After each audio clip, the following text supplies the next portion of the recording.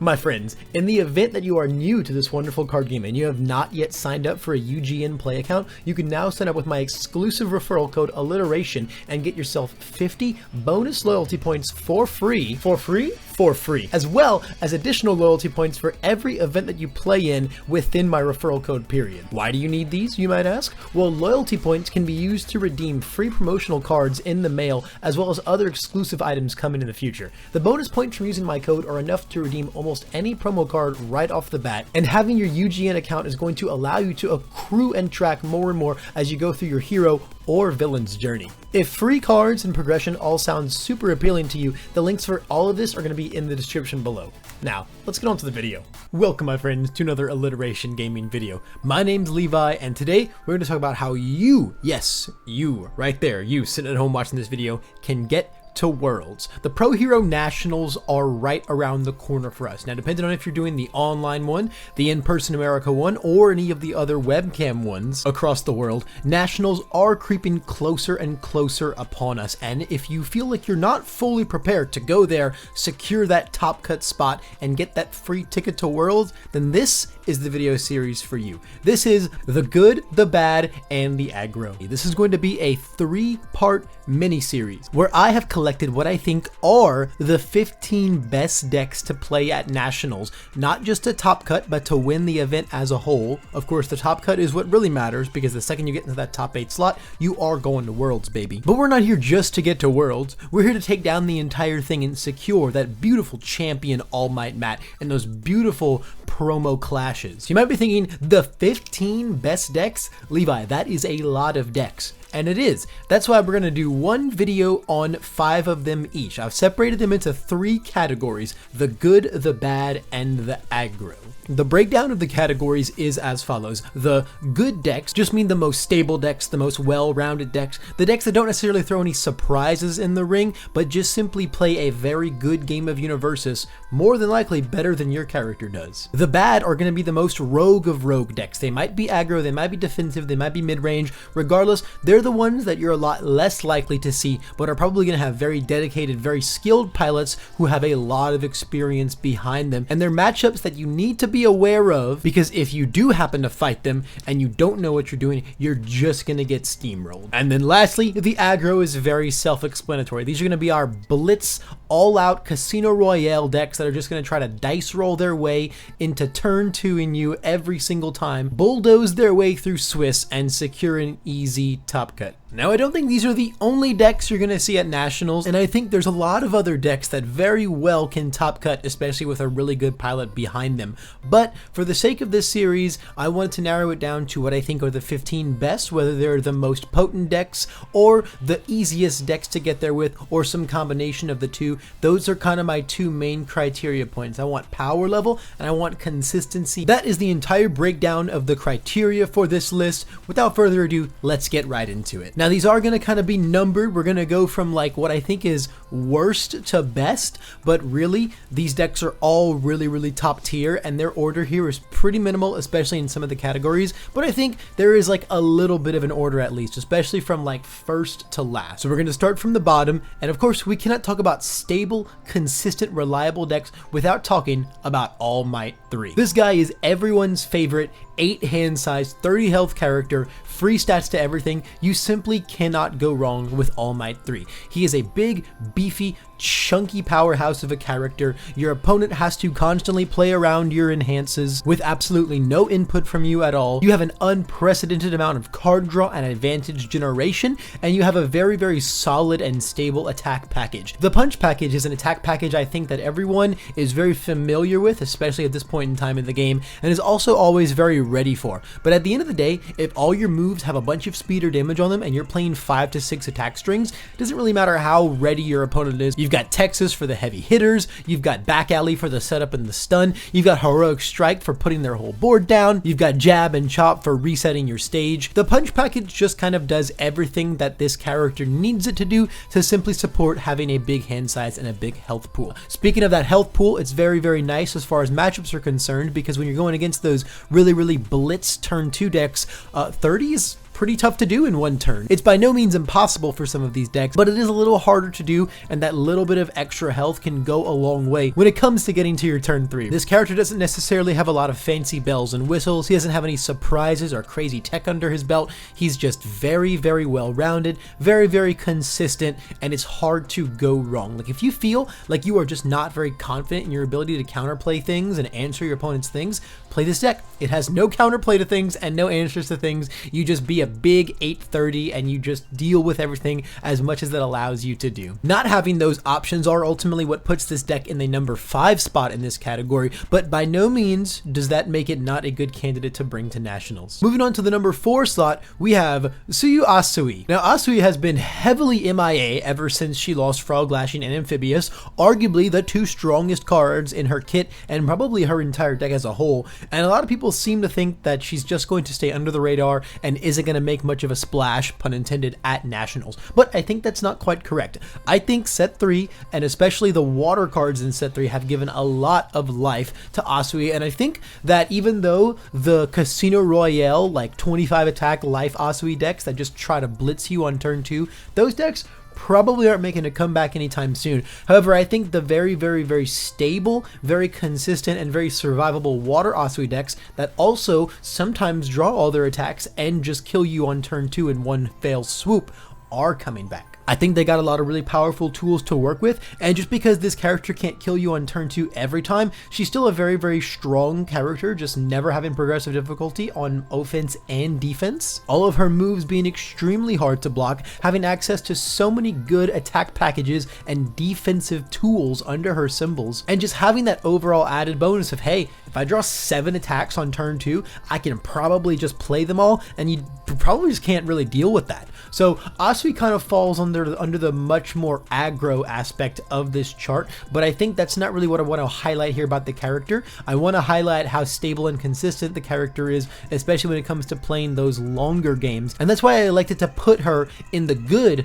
category rather than like the aggro category, because I think that is a side of her, but I think it's one of 2 sides of her, and she encompasses both really well, and that's what makes me want to put her under this criteria. But regardless of the criteria that you think she falls in, it's no doubt the character is very, very, very powerful, and I think will certainly come back with a vengeance in Nats. Speaking of queens of the format, let's move on to our number 3 slot, and it is of course Momo Yaoyorozu. So I think the big thing on everyone's mind now is what's going to happen to Momo. Is she going to fall off? Is she still the domineering force of the format? Is she kind of more of a rogue deck now?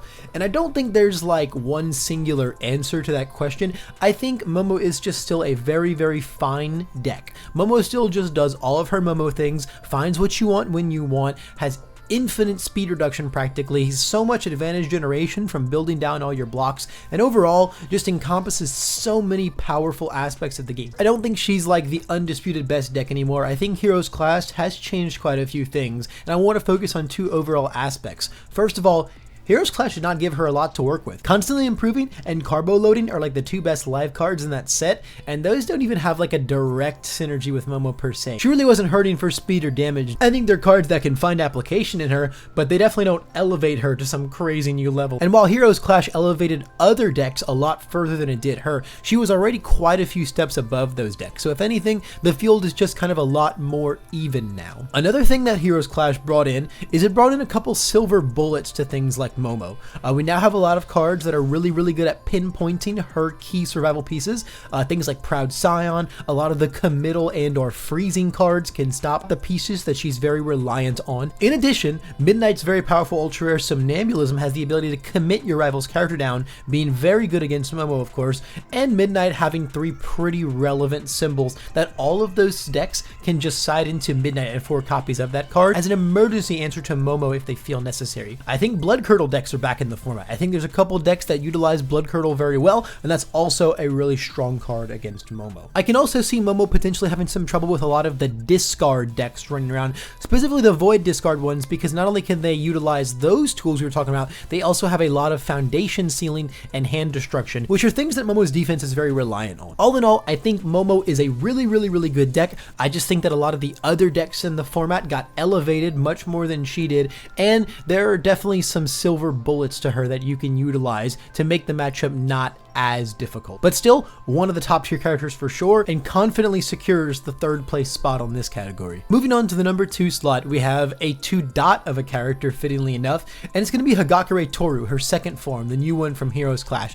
This character card is absolutely bonkers. Having one of the most powerful aggressive abilities and one of the most powerful defensive abilities that I have ever seen on a character card is just so strong. The fact that the character punishes you hardcore for building really fast by just making her moves all completely impossible to block, or if you choose to take the aggro route earlier on, you just get absolutely punished by her putting your attacks back in your hand and then making you check bad. There's just truly no easy way out against this character. You'll have to hardcore run into one of those aspects of her abilities, and by no means does running into one of them negate the other. Both are just very strong, perpetual, all-encompassing aspects of the game, and you really just have to decide how your deck can best play around her, but no matter what, it's going to be suboptimal for you. I think this character personally is a really big skill check of the format. I think if your deck isn't built to handle her, she's going to walk all over you, and I think if you play into her wrongly, she's also just going to walk all over you. We've talked about the other characters in relation to one specific symbol, really, All Might being on good, Asui being on water, and Momo being on life, but I think that Toru too, all 3 of her symbols are actually crazy strong. Air has like the best attack packages, I think good has the most solid foundations and block zones, and then water just kind of encompasses of both of those aspects really well. Toru 2 also has the added benefit of being very good against those turn 2 aggro decks, especially Tokoyami, who I think is the real big boogeyman of the format right now, especially for this Nationals event. Being able to just negate their +3 check from Summon Dark Shadow, or being able to negate the +2 check from Ochako 2 is insanely powerful. That is a very valuable tactic to have against what I think will be 2 of the biggest aggro decks to deal with at this event, and just in the game in general. Having to play your most expensive move twice is not fun for any deck, but it hurts especially to those 2 very relevant decks. The character is extremely good at every aspect of playing the game, both aggressively and defensively, and you definitely don't feel threatened when you're on this character. It takes a very long time before your opponent can make you feel scared when you're playing Toru 2. A very stable, very safe pick that I think you'll just get a lot of free wins out of, because a lot of people are just not going to know how to play against this character, and even the really skilled players who do know how aren't going to actually detract from your character's base value, because there's no real good way to get around what Toru 2 does. And finally, we've arrived at our number 1 spot, and last, but actually the literal opposite of least, because this is our best character here, we have, of course, Kirishima II in the number 1 slot. This guy is crazy. If you're familiar with the meta at all, you probably knew this was coming. This guy encompasses everything this category is about. Being able to constantly reset his stage, filter his hand, loop it and reset his attacks, put a bunch of damage on things for free, and then if you ever do actually catch him with his pants down, he's going to take half damage rounded down. There's just nothing to dislike about the character. In a very similar All Might 3 vein, this guy will probably never surprise you. However, when you're being able to throw that many moves because you're resetting your whole stage and putting that much damage on things, it quite simply put doesn't matter how ready your opponent is if they just don't have the resources to deal with what a character like Kirishima is able to put out. And if you do fail to secure wins, this is one of the most forgiving characters ever. You can go into your rival's turn with a fully committed out board, and you will have at least 2 foundations to re-ready and 1 free half block essentially on any speed attack that you desire. Additionally, I think Heroes Clash made this character so much crazier. I think the fire build is quite real now. Earth has so many good new tools, things like One with Nature, Talented Baker, and of course the all-powerful Seizing the Advantage, also on the fire symbol, just really pushed this guy over the edge when he was already leaning that direction. The only real area where this character was ever truly lacking was speed pump and actually making your attacks difficult to block, and he got that in spades now. Mostly on the earth symbol, which I think is the place to play the character right now, but I also think the fire builds are perfectly viable as well. The character overall is just very solid. There's not a lot to say about Kirishima II that has not been said already. He is just the embodiment of this criteria. He is stability, he is safety, he is power, he is forgiveness, he is like everything that you'd want in a character if you feel like you just want not necessarily any good matchups across the field, but not really a single bad matchup as well. He's really good into all of the other mid-range characters. He's really good against all of the hyper aggro characters because he can just shut down one of their attacks for free. I think he struggles a little bit against some of the rogue decks, but by no means would I call it a bad matchup. And I think you only really struggle in those matchups if you're not a very good Kirishima pilot and your opponent is a really, really good insert X rogue character pilot. I would go into more details on those, but I don't want to spoil any of the decks in the rogue category. And that, my dear viewers, is the entire breakdown of the good category in the good, the bad, and the aggro. I think when it comes to the consistent, stable, and reliable safe decks of the format, these are the 5 to take right here. If you are just very confident in your ability to play solid universes mechanics and gameplay, then these are the guys for you. When you're playing at your best, these guys are going to feel unbeatable, and even if you're playing at your worst, these guys are going to be there to pick you up. But these, of course, are just my opinions, and if you think there are other decks that should be in this category instead, please feel free to let me know down in the comment section below. I really want to see you guys' insight on this and see if we agree and disagree on certain things. I think this discussion is really interesting and really important, especially as we head into a very, very new, fresh, untested meta. Additionally, I'd love to hear you guys' predictions on what the 5 decks in the bad and the aggro will be. I really want to see if any of you guys get it right on the head. I honestly don't think they're the hardest groups of decks to guess. However, your perspectives and or opinions may be very different than mine. And above all else, if you made it all the way to the end of this video, thank you so much for watching. I really appreciate it. And while you're down there telling me how good or bad these picks are, feel free to leave a like. And of course, if you enjoyed the video and want to see more MHA CCG content, I put out almost daily uploads on this channel. We do 6 videos a week, ranging from gameplay to deck profiles to meta talks like these and anything under the sun. So if you want to see the rest of the series, they're going to be coming out across the week. And so if you want all of that goodness just jammed into your news feed, hit that subscribe button because there's a lot of exciting things to come. That's all the time I've got for now though, guys. Thanks so much for watching. I hope I see y'all in the next video, and stay tuned if you want to see the rest of this series and find out everything that there is to know about smashing these nationals and making it to Worlds. This has been Levi, signing off.